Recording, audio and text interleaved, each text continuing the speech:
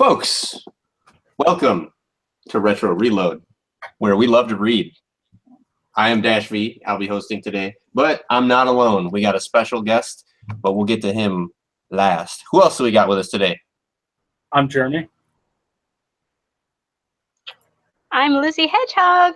And with us, we have a really awesome guest, a good friend of mine that I'm just so happy is finally here. We have the awesome guy who made Console Wars book. It is Blake J. Harris. Hey, guys. And the pretty guy right there is Tyler. Yeah. Welcome, Tyler. At the buzzer, man. You made it. Dude, I've been sitting here for 15 minutes trying to get in. So, Blake, give us a little bit of a spiel about you and about your book. Sure. Well, first of all, thanks for having me on. And second of all, it's especially nice to meet Lizzy face to face or face to video. She and I have been friends for 3 years now. She was such a great early supporter of the book, and you know, the world's biggest Sonic the Hedgehog fan. So it was awesome to connect with her and awesome to see her, you know, through video. Yeah, so I wrote a book called Console Wars a few years ago. It chronicles the corporate battle between Sega and Nintendo in the early 90s. And it's really the story of this scrappy gaming company with Edgy Hedgehog was able to go from 5% of the market up to 55% of the market.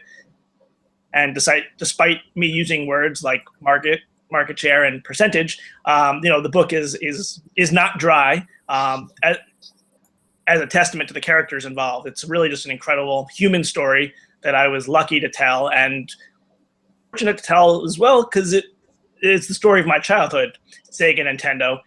So researching the book felt to me like a behind-the-scenes pass to my childhood, and it was amazing to actually meet the men and women responsible for creating what was such a big part of my childhood. That's pretty cool. Yeah, we've also had the pleasure of you know, having an interview with Tom Kalinske. Folks, you can catch that. We'll have a link to it down in the doodly-doo. He was on last year. It was absolutely amazing, and you're right. It's really awesome to be able to have that.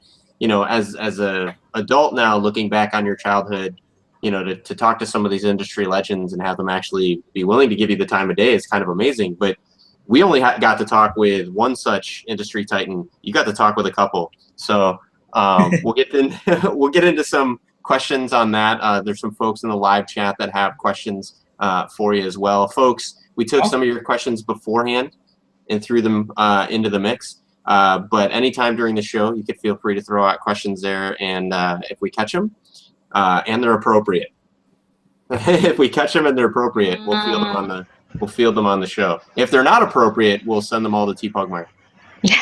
That's all right. So I did want to say, this book is not skinny. When I bought this on Amazon, right, I ordered it this weekend, and I'm like, oh, I should be able to, you know, maybe like 200 pages or something. I should be able to crank through that right before the show. No, I'm not even gonna lie and claim that I read the whole thing. I went to go read it, and a testament to what you were saying about the book being very approachable. My 14-year-old son picked it up out of the mail before I could get to it, and part of the reason I didn't get to read it yet is because I couldn't get it away from him, but I wasn't about to stop him from reading. Yeah, well, the book was published by HarperCollins, and my editor and HarperCollins were certainly not thrilled when I submitted a finished version, you know, the first draft. They too expected like a 250, 300-page book, and I did as well when I first started. 558 pages. Yes. I mean, but it's like the number one thing, guys, and also that I hope, you know, comes across in the book was how valuable people's time is, and, you know, the importance of reaching them and the importance of storytelling. So, you know, as I said before we started the show, the goal was kind of to write a book that read as quickly as Da Vinci Code and sort of as engrossing and felt like a thriller, but that was as dense as Disney War. So it is long, but it's hopefully never dry. And what I kind of realized was, you know, I guess going into it, I thought that this battle between Sega and Nintendo was like, you know, this big Super Bowl, this of these industry titans, and it was kind of like the Super Bowl, except this was like 5 years of Super Bowls, so you had to like play out each of the seasons. So there was so much to it, and I was anxious about making the book as long as it is, but to me it's an epic story and it feels fitting, and it's, you know, I feel like this actually captures everything I set out to capture. That's really great. That's really great. I like hearing your take about it. It definitely sounds like it was a process. It was, and this is my first book. First, you know, prior to this, I traded commodities for my day job, and I did screenwriting. So this was really my first time doing any sort of long form prose writing. So it was a journey for me in a lot of ways, and I'm glad that I stuck to my guns in that aspect. Oh yeah. Lizzy, do you have our first question?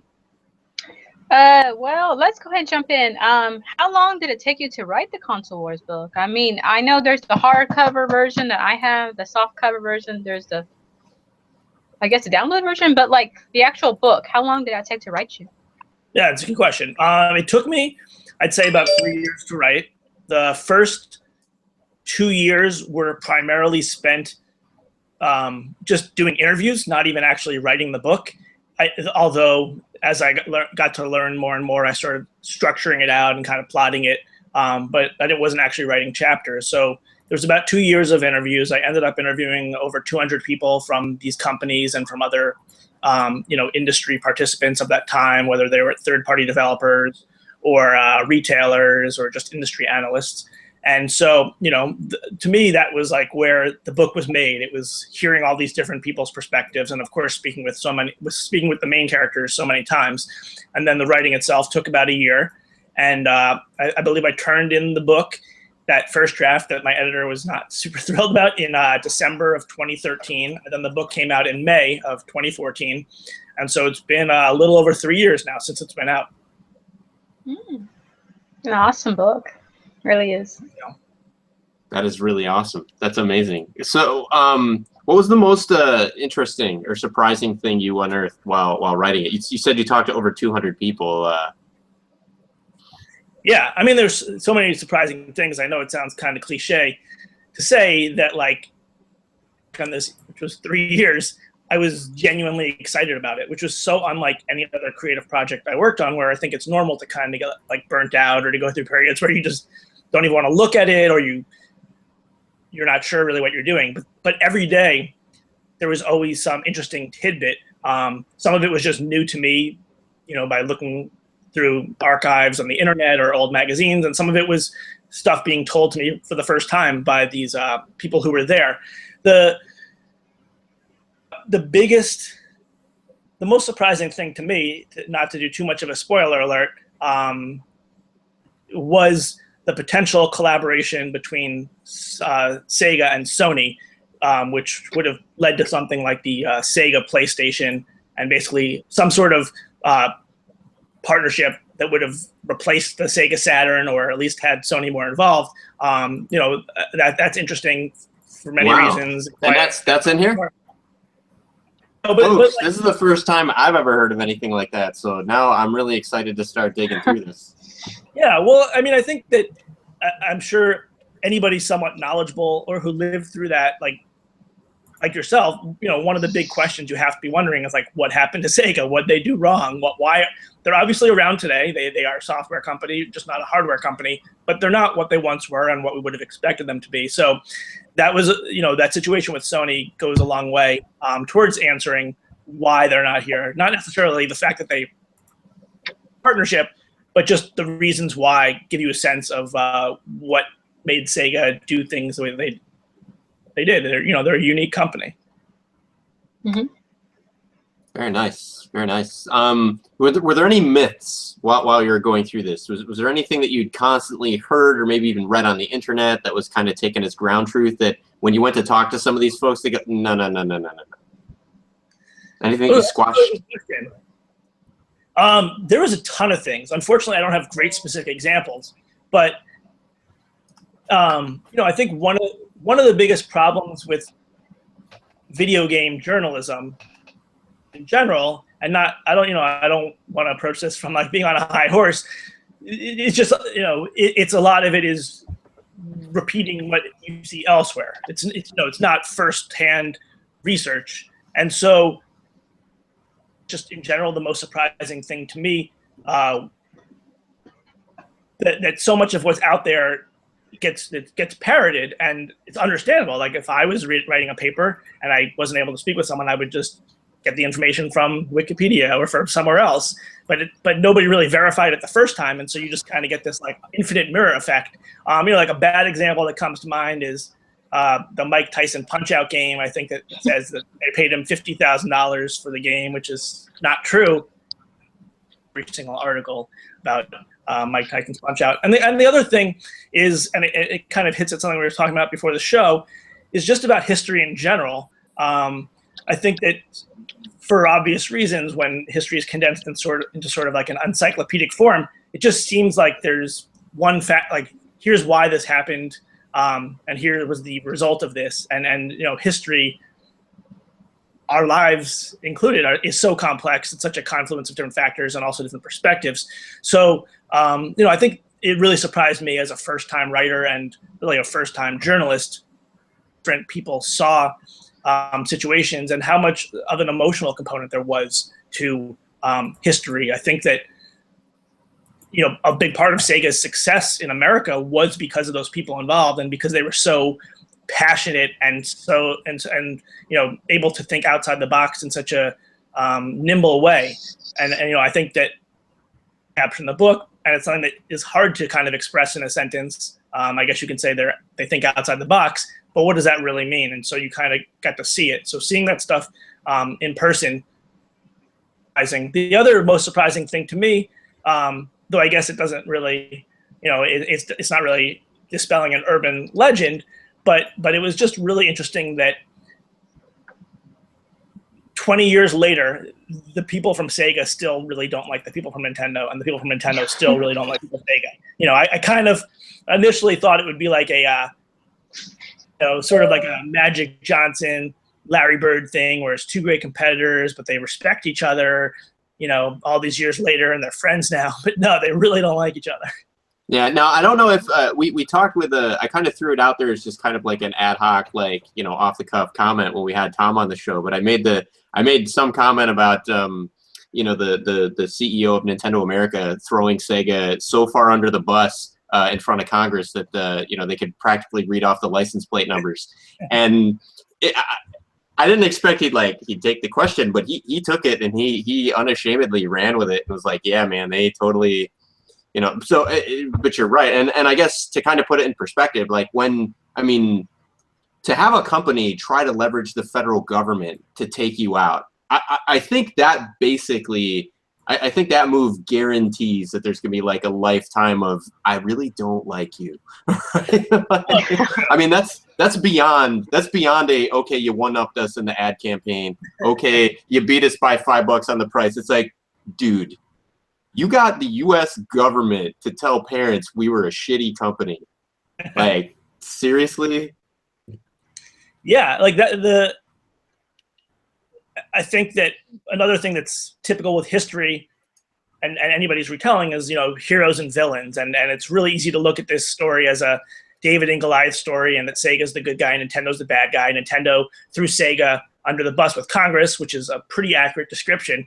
But what was fascinating for me as a writer and actually made it better was, like, you know, both sides thought they were the Davids in the story. Both sides thought they were the hero. Yeah. So that dislike between them wasn't necessarily like Peter Main, Vice President Nintendo, or Minoru Arakawa being like, I don't like that Tom Kalinske, you know, the cut of his jib. It was less, it was very personal, but it was more a philosophical difference. Nintendo thought that gaming, what Sega thought it should be this mainstream thing, like movies for people of all ages, that it could include violence as long as it was you know, Tom tried to put measures into place. Whereas Nintendo really thought that it was kind of this magical Disney-like experience, and what Sega was doing was wrong and bad for kids. And there was obviously a business reasoning behind it to some extent, but I don't think that those guys were just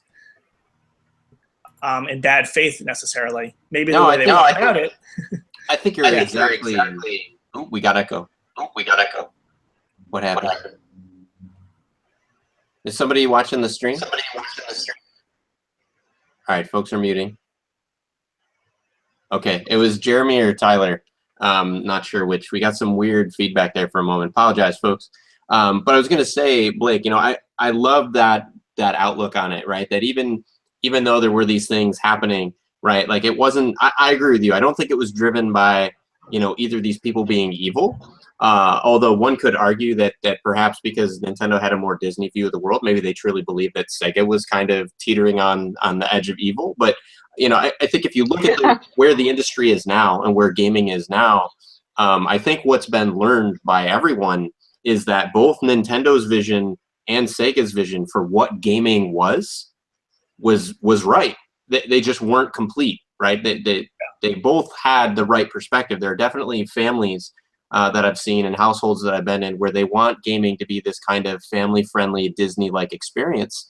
And then you have other households where, you know, they're open to the fact that, like, for example, Life is Strange. That game is far from a Disney experience as you can get. But my wife and I have talked about that game repeatedly because we played through the game together, about like how that was just as intense and emotional a roller coaster experience as some of the really great movies that we've watched. And that could not happen, you know, couldn't have happened in an environment that the Nintendo kind of like protected and cultivated way back when. The game just wouldn't exist. Right, exactly.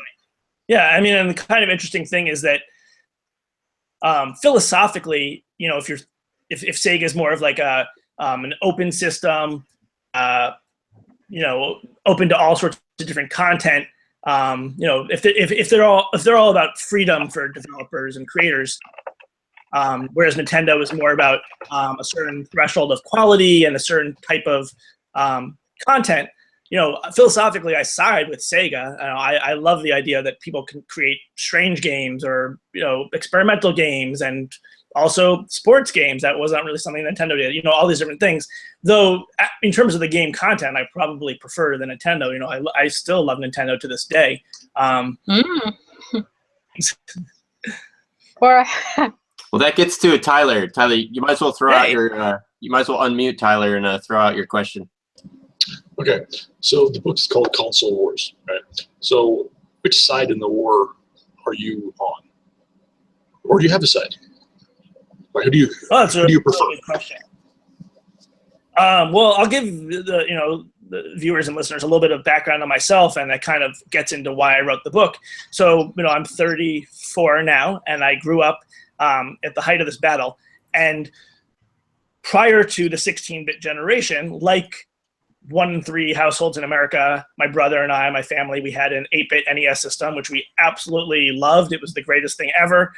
Contra, Super Mario Bros. 3, Zelda. I distinctly remember that when the Super Nintendo was coming out in late 1991, my brother and I met with our father, you know, we just talked to him, sort of gave the childhood equivalent of a PowerPoint presentation of like, here's why we really want this Super Nintendo. We're going to pool together our birthdays and Christmases and Hanukkahs and all this stuff. And my parents, who are wonderful parents, and, you know, usually if there's something we really wanted that badly, they would help us find a way. Maybe we'd pay for part of it, whatever. Mm-hmm. And we were just kind of surprised because he didn't say like, oh, I'll think about it or let's work out a way. He said no, and his reason was because the 16-bit Super Nintendo was not backwardly compatible with the 8-bit system, and in his opinion, that was kind of like, you know, like a money grab on Nintendo's part, or it was, you know, it was a real hassle and kind of unfair. And, you know, my parents were not alone. A lot of people felt that way. There, you know, there's certainly a great defense for why Nintendo did that, and this being kind of like the first leap of people who grew up in the 80s and 90s, you know, now we're used to console cycles. I understand that, but like really now that I thought about that as an adult, like the reason that I ended up becoming a Sega kid, because we ended up getting a 16-bit Genesis. I don't know why that was like an exception to my dad's thing, but we did. And like, so in retrospect, the reason that I became a Sega kid was because of like a business decision made in some boardroom in Japan or in Seattle 20 years ago, and someone said, we don't want the system to cost, or we don't whatever. It's a business decision, and that was what partly got me interested in learning the business behind this. And so, to answer your question, Tyler, I was a Sega kid during this battle. I fought proudly for Sega on the schoolyard, and I still love Sonic. My favorite game ever is NHL '94 on the Genesis. And I tried as an adult when I'm writing this to approach it with a sense of impartiality, or at the least describe it. When I was actually writing it, I tried to embody or really get into the heads of the people I was writing. So if I was writing a Sega section, I felt like I hated Sega, and if I was writing a Sega section, I felt like I hated Nintendo, or at least I matched an approximation of what that person felt. So I guess I had a Sega at the time. I was a Sega kid in the console wars. The book does skew more towards Sega just in terms of coverage. So I guess I gotta throw my lot with Team Sega. But you lobbied hard. It sounds like you lobbied hard initially for Nintendo. I mean, what 8-year-old kid or 10-year-old kid wouldn't want a Nintendo console? Nintendo made, it was magic to us. How could we not? That's true. It was my first, but I lied and say it was it was Sonic, but it was Mario. All right, we have a fan question. Listener wants to know, how much did you talk about the Cartridge CD Crossover and or debate that Nintendo and Sega went through? That was the Cartridge to CD crossover? Yeah. Is that what? Yes, that's what he wants to know. Good question. Well, I think that the cartridge aspect is really important to understanding the battle, Nintendo, and what we were talking about earlier, of them sort of controlling the system. Like most companies, it's a proprietary system, the Genesis or the Nintendo, even if one's more open than the other. But back then, since it was printed on a cartridge, it was almost impossible to make it without these companies' permissions. So you really had to go through Nintendo or Sega, and Nintendo had a really strict policy of you could only make 5 games per year. They had to meet a certain code or like quality threshold, which sounds good in theory, but what one person's quality is not the same as the others, and also that does kind of give Nintendo the power to delay a game for months and months because they're still working on it or whatever. So the cartridges played a key role. There was also a cartridge shortage, or maybe people think Nintendo made that up. So that was fundamental to the story in that way. But into CD, that was a kind of a big backdrop in the story, just in terms of technology. One of the things that was fascinating to me writing the book and knew the story was just this notion of console wars, where it's a metaphorical battle. It's obviously not a real war with real casualties, but in a real war, the results of your battle, if you win or if you lose or if you gain some percentage or a foothold, really play a role in the next battle that you would have. Whereas in the console wars, with each new console, you're almost starting from scratch again. Of course, you'll have a fan base, but you won't have like an install base. And so this idea, you really have to choose wisely, also because you're spending years developing this and you need developers on board. So the transition from cartridges or from 16-bit to 32-bit, it was a huge deal. And Sega was clearly, they were so technology heavy to the point where criticized for it with all these add-ons like the 32X and Sega CD and things like that. So but in a way that was kind of them trying to be forward thinking and make that switch earlier. But the problem with that is there's a finite number of developer hours, and if you're asking someone to develop for a CD instead of the Genesis or the Super Nintendo, that's one less game for the Genesis or the Super Nintendo. It also takes a lot of time. So I think that there was not necessarily like a chapter or a specific section dedicated to that transition from consoles to CDs. But it was always a big backdrop in the book. And I think the fact that Nintendo did not make that transition in 1995, 96, the same time when Sega did with the Saturn and Sony did with the PlayStation, tells you a lot about Nintendo. The N64 was cartridge based. The N64 was awesome, but it was also another situation, where Nintendo, kind of wanted to be in control of everything. CDs are cheaper back then. They're also a lot easier to produce, and they're also a lot easier to pirate, which was a concern of Nintendo's. But Nintendo does love having this control, and in their minds, it's because what they're doing with this control is important, sort of in the same way that maybe like Apple is a really closed system, but you have a very unique user experience each time, and usually a very positive one. So, the N64 had different plans, one that was a CD version, one that was a cartridge version, and the fact that they chose the cartridge version, I think, tells us a lot about who Nintendo was and really who they still are. Mm-hmm. That's true. All right, one more question from you. Any corrections since the original publication of the book? Any corrections? Yes. Is that the question? Ooh, that's a good question.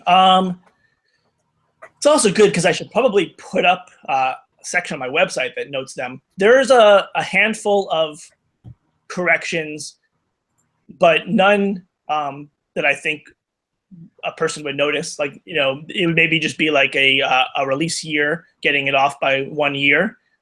So there's errors that are totally on me and my mistake. And but there was no information that turned out to not be accurate. It would just be like a matter of no real big corrections, which I was kind of surprised by. And I remember one of the interesting moments for me with this book was I turned in the final draft after my editor got over the shock of the length, and the one that was basically going to publication. And a week later, or a few days later, I got an email from one of the main characters in the book, and they said, "Oh, I got a great story for you." And I was like, first I was so mad. I was like, "Oh my God, now you have a great story?" Like, it's so annoying. I could put in another edition or something, but like, come on.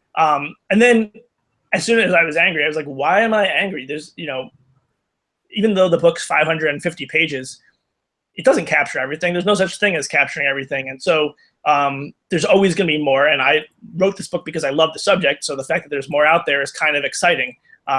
So a really interesting experience, just because there is all these great stories out there. And one of my hopes with Console Wars was that it would inspire other people to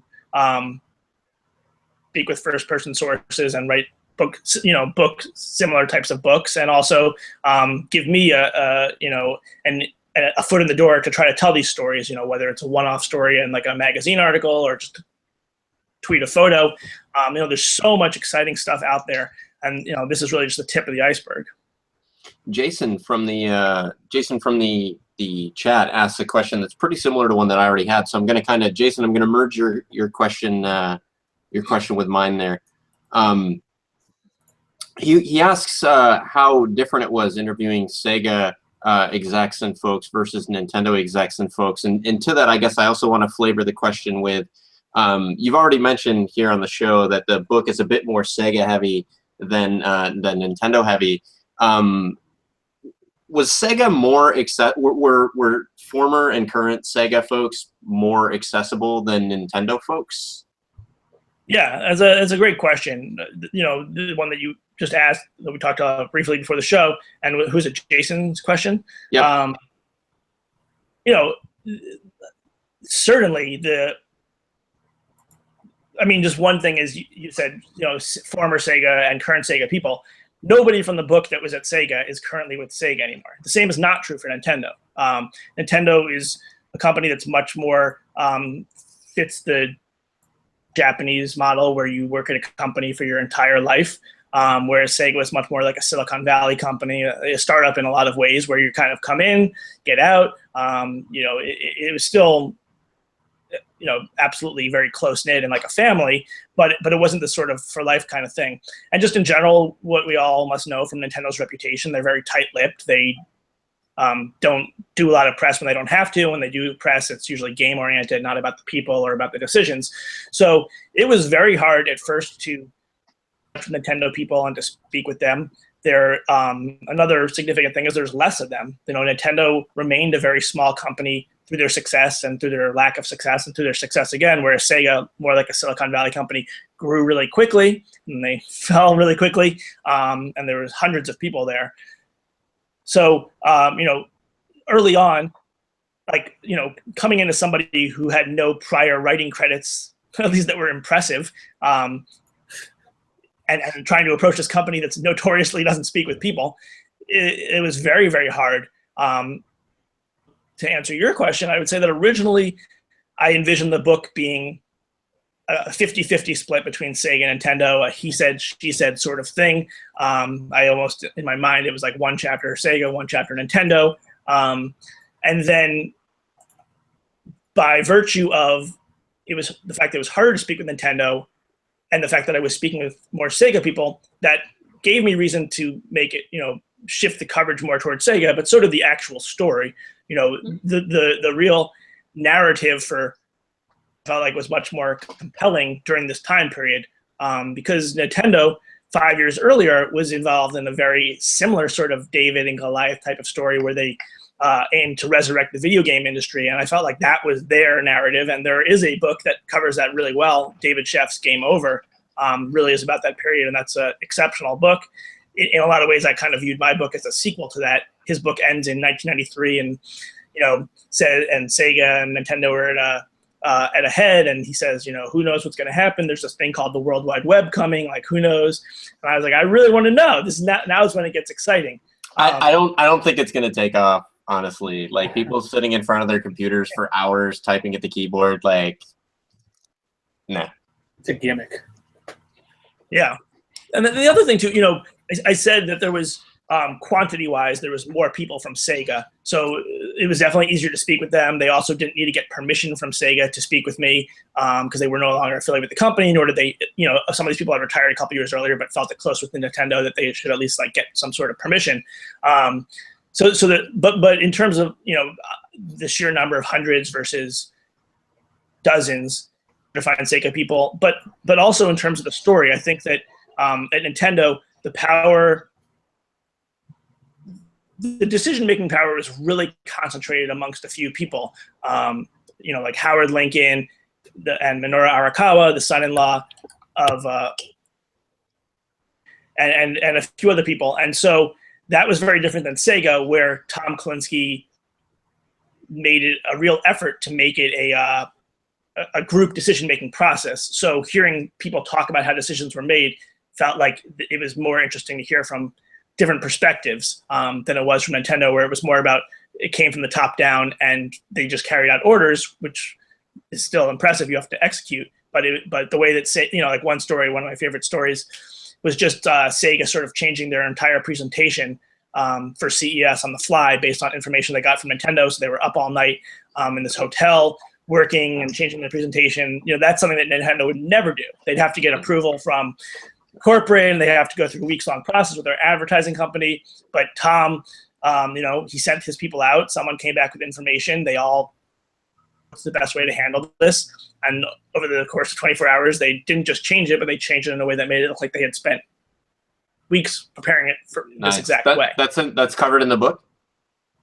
Of course, yeah. So, folks, you can also, if you want to hear the Reader's Digest condensed version of that in Tom's own words, you can go back to our episode that I already previously mentioned that we did last year where Tom actually talks about that. And it is indeed impressive. But again, our version, so you get it from his own words, but it is the Reader's Digest condensed version. I'm excited to go through the book and kind of relive it because I'm sure you've got some details that we didn't get. Yeah, I would highly encourage anybody who's interested in reading the book to watch Tom first, or instead of reading the book. The success of this book is primarily due to these incredible characters, these pioneers at both Sega and Nintendo, and their ability to tell stories. If Tom was a boring guy, the book wouldn't be what it was, but he really was this force of change, and you should hear it in his own words. And my job was to a lot of the writing I've done since then is oral histories, and I don't think it's surprising. I love the idea of kind of channeling what Tom saw and said, or what Al Nilsson said, or Ellen Beth Van Buskirk, and really making you feel like you're seeing it from their point of view. And Tom has such a great way of looking at the world and the way of looking at business, and his track record speaks for itself. Even like the first time I spoke with Tom about Sega, we spent an hour talking about what he was doing before, and I realized that this guy was the adult, other than my parents, who was most responsible for my childhood. He helped. He was there to help come up with Flintstones Kids Chewable vitamins, and then he was at Mattel to help revive Barbie, and then he was doing for boys what Barbie did for girls with Masters of the Universe, and he just has this magic touch, and that was important. That was exciting to me, and it was also important to me to see, like, this guy's not just like Forrest Gump. He's not super lucky to be in the right place at the right time. Sega was successful. I think a lot of the credit's due to him, even if he'll give it to the team who deserves it. He literally defined a generation. Even the rating system that we use nowadays it's based, at least in part, by what they started, because it was the same. My understanding is from him that it's the same group of folks, or at least part of that group is the same group of folks that have the rating system that we have in place. He started working with them to establish the rating system for Sega. Yeah, I mean, the rating system thing was so stupid. It fits into what you're talking about earlier with Nintendo throwing Sega under the bus. The Sega came up with a rating system before the Senate hearings because it was important to Tom to release the content. Prior to Sega, he never marketed products to teens. It was always young children. He loves, creating toys like Masters of the Universe and Barbie, and so he has sort of a more conservative view. He doesn't like the idea of kids that young seeing violence, and I'm sure he didn't expose his own kids to that stuff. He's a little bit more conservative in that way. So he wanted to create a system, especially once the CD came out, where it was much more like real life. And so they created the I think it was the VRC, the Video Games Rating Council. Sega was planning to rate the system, and then they had the Senate hearings, and then kind of like the resolution to the Senate hearings was to come up with a rating system, which was what Sega already had. And then of course, like, when that was like the resolution, Tom and company were like, all right, well, we already have one. Why don't we just use ours? Since it's not like Tom and Al. Yeah. Tom hired a child psychologist. There was a lot of research that went into it. So he was like, why don't we to hear Tom tell it, Nintendo would have none of that.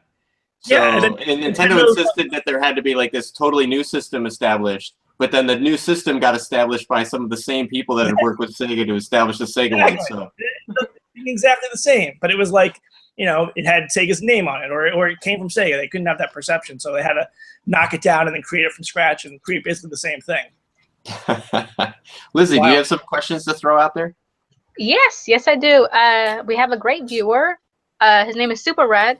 Super Red wants to know if Tom or Al had any cool artifacts to show you during your visit for the interviews. Ooh. Yeah, that's a great question. Tom, Al was in the process of moving, was out in the Bay Area. So he didn't, I didn't get to see like the Al Nilsson man cave. We actually did the interview at Tom's. Most of the interviews I did were over the phone because I'm in New York and most of the people were in California. But for the documentary and also for the more important people, I tried to meet in person. And so, but Al did give me a couple of really nice gifts.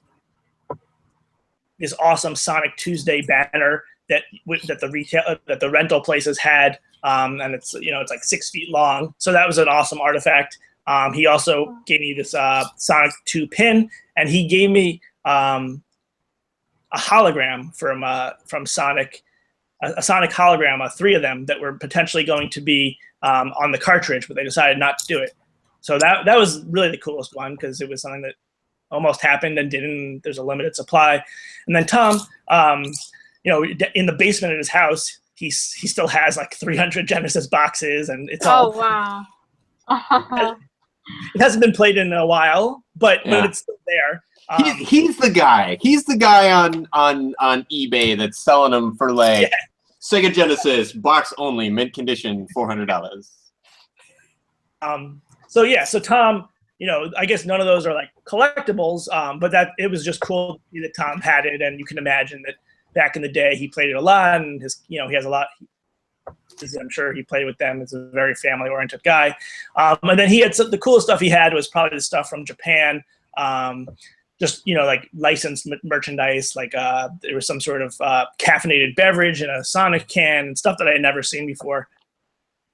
So he's got a bunch of cool stuff. And then, for me as an author, the greatest artifacts were the ones a lot of them that you see in the book, like the memos that Tom saved and the firsthand documents. All these things that let me basically tell like a literary documentary. Toyota, too, who is an EVP at Sega and Tom's right-hand man, he saved a lot of great stuff, like the letter that Sega sent to Nintendo during the Senate hearings, and also the actual letter from Joseph Lieberman that prompted the Senate hearings. So for me, that was like, I got to see exactly what they were talking about. And, sometimes when you interview people, they embellish. So, but Tom was such a genuine guy and sincere guy. It was nice to actually back up a lot of what he said and see, okay, this is all true. Finds. Speaking of this is all true. Do you guys remember when we had Craig Stitt on the show back in August, and he was talking about how Michael Jackson came into the office and just like chilled out and was like talking to him and everything? Check out this is one of the pictures. I'm not going to spoil all of them, but this is one of the pictures from the book. That's not Craig Stitt. That's Al Nilsson. But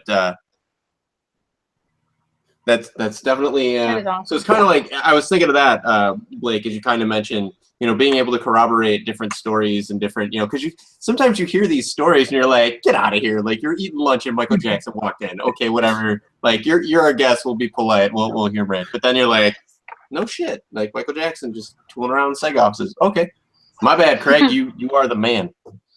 Yeah, no, it's true. Like I remember when I first started talking to these people, it felt to me, I don't know if you guys remember this or if you've ever seen it, but there's like a ton of commercials, Sports Center commercials for ESPN in the 90s, and they still have them, where it's like athletes are working in the office and kind of just, Bristol, Connecticut. And, of course, that's not how ESPN works, because really, why would those people, they don't have any business to be there unless they're doing an interview. But at Sega, it really was like, oh, Joe Montana's coming in today, or, oh, great Buster Douglas. Again? Kind of exciting place. It didn't happen every day, but it wasn't that unusual. And there was a lot of people they know that things didn't work out with. And Michael Jackson, of course, probably being the most credible of those people. And he had sort of a special relationship with Al Nilsson, which was awesome. Al is probably one of the most. Do you cover that in the book? Creative. Only in a limited way. That's actually something that I'd like to write as a short story. There was a time when Al went to was it Neverland Ranch Neverland Ranch, and there is more to the Al Nilsson and Michael Jackson story told, and maybe he should come on and tell it to you guys, because it was so special to him, and it was really special to Michael. They connected. You guys are all you're doing a podcast. You're obviously creative people. I'm sure that there's other creative people that you've interacted with where it's kind of like a love at first sight thing, where you just sort of feel like you're on the same page and they're on your wavelength. And that was definitely the case with Al and Michael. I think we could probably guess that Michael has like a childlike way of looking at the world in some manner, and Al is very similar. He sees a lot of magic in the world, and I think that him and Michael connected over that. And so just hearing those stories was really sweet. Yeah, we heard. I believe it was who was it that told us? I think it was Craig that told us that at one time they were entertaining potentially having Michael Jackson do music for a Sonic game. Yeah, well, for Sonic 3, right? Okay, I was gonna ask you. I don't know if you can corroborate that or if I'm spreading YouTube myths here, but we heard it from somebody formerly of Sega. So no, he did the music for Sonic 3. People can't really talk about it, or like, I mean, he's not credited in it. That was around the time of the some of the scandals and news that came out, and you know, but I think it's well known, even if not fully corroborated, involved. You know, you know, that's covered in the book, but not with absolute certainty. There is, I guess, they made some decisions that could not be disclosed, but Michael definitely was involved with the music for. Interesting. I think, Lizzy, you have another question, right? Yeah. So, what are you up to now? Now that you've written the book and everything, what are you up to now these days? Oh, just playing Sonic every day. No.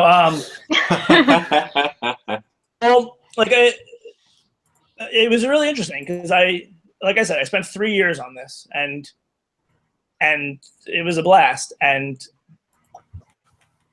you know, when you're writing a book, this kind of a book, one that's, you know, very research driven and has a lot of original reporting, it's a major commitment. And after Console Wars, it was like kind of sad because there's topics that interested me. I've always been very fascinated by electronic arts, for example, or products, or just companies or individuals. But when you really get to like, do I want to spend 3 years like talking to this person or like investigating this?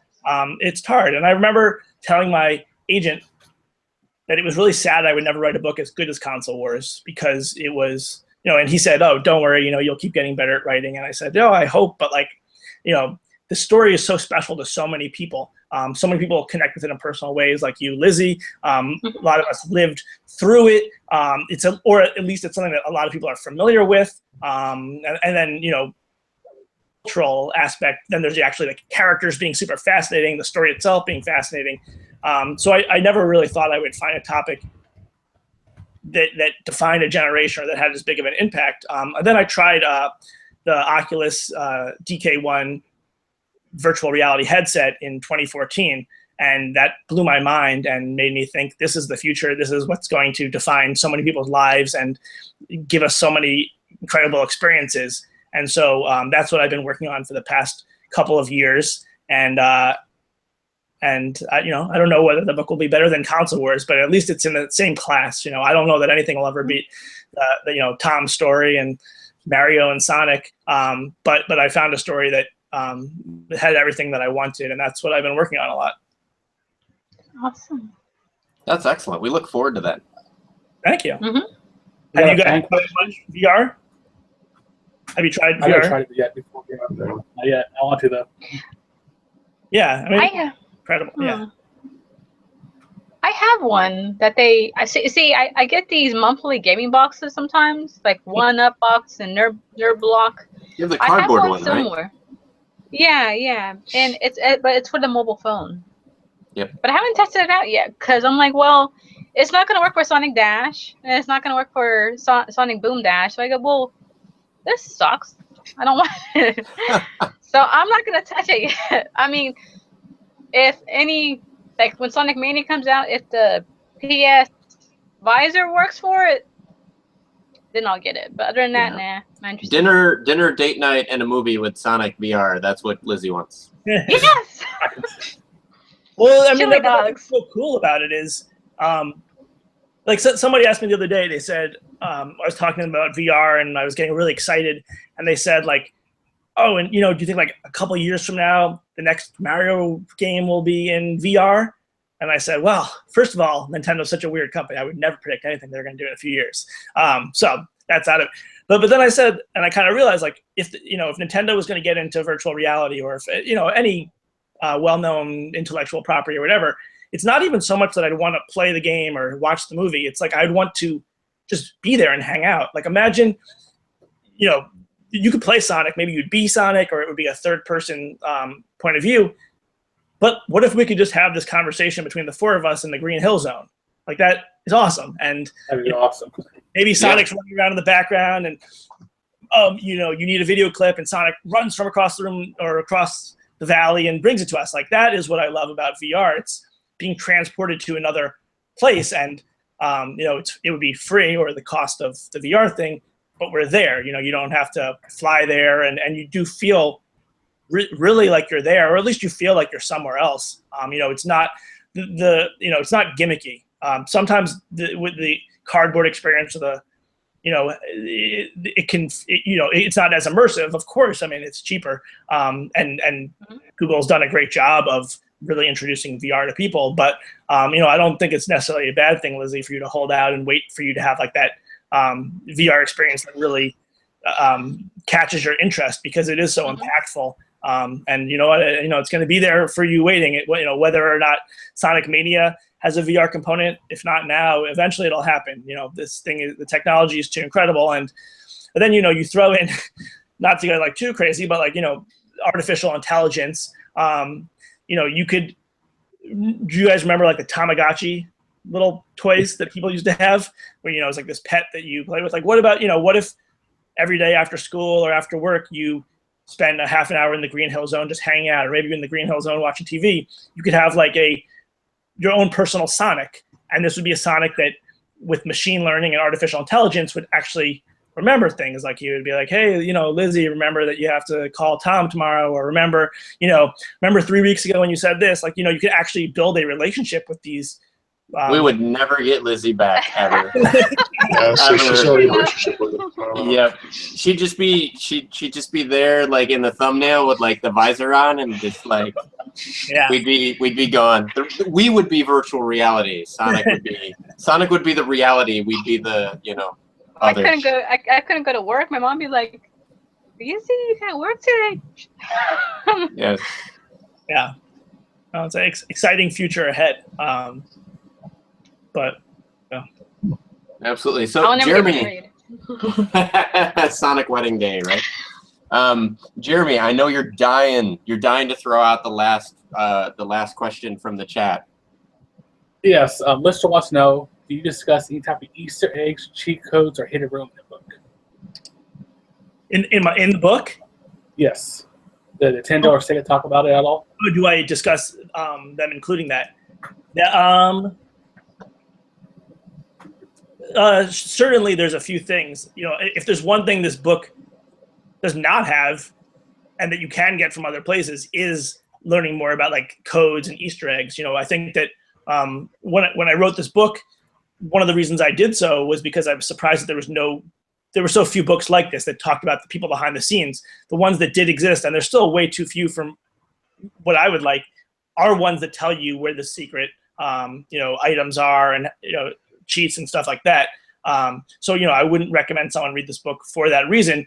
But in the course of telling these stories, you know, like the creation of Echo the Dolphin and the creation of Sonic, you see interesting things in there. Like, one was with the credits for Sonic. You know, you weren't allowed to put your name. You weren't, back then, you know, you weren't allowed to include your name in the credits. So there was a black screen, and Yuji Naka, one of the creators, put his name in black on top of black. And so no one could ever see this, but to him it was like, and, you know, to everyone that saw the code and to everyone at Sega, they knew like his name was there. It's just, you know, black on black, so you can't actually see it. So there's a lot of little fun things like that.